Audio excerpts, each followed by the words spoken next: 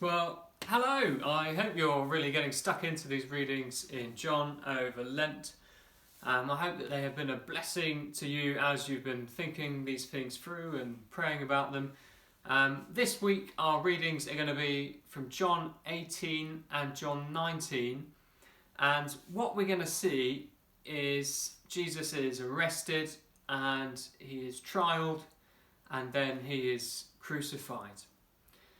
And what we can see coming through these passages, which might not be that clear at first, is this idea of power.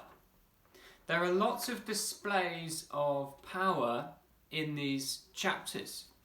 And we can see that as Judas comes to kiss Jesus, that act of betrayal is a great power. We see the high priests as they take Jesus to be trialed. They have a religious authority and power over the people. Pilate gets involved, the Roman governor. He has the power to execute people.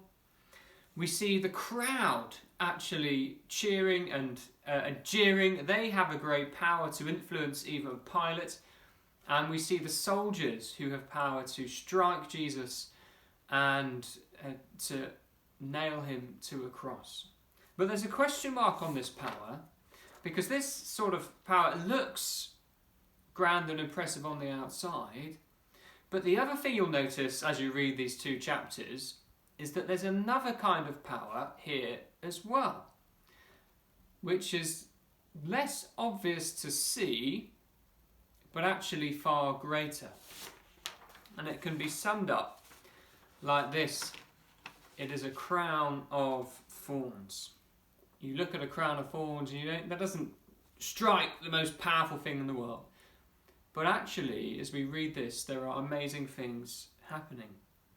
There's a common phrase in these two chapters, and it says this: these things happened so that Scripture would be fulfilled.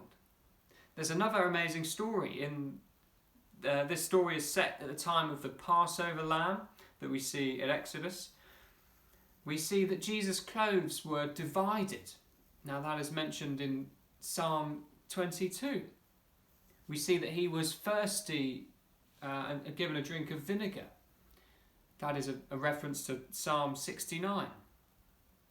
We read that Jesus' side was pierced. It's a reference to Zechariah 12. We read that not one of his bones was broken. That's a reference from Psalm 34. There is another power at play here, and that is the great story of God's salvation plan. Let me read to you a couple verses. We see this power dynamic in play as Pilate speaks to Jesus.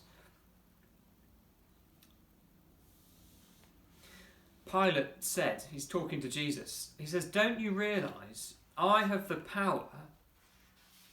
He's saying, I'm wearing the crown like this. I have the power either to set you free or to crucify you.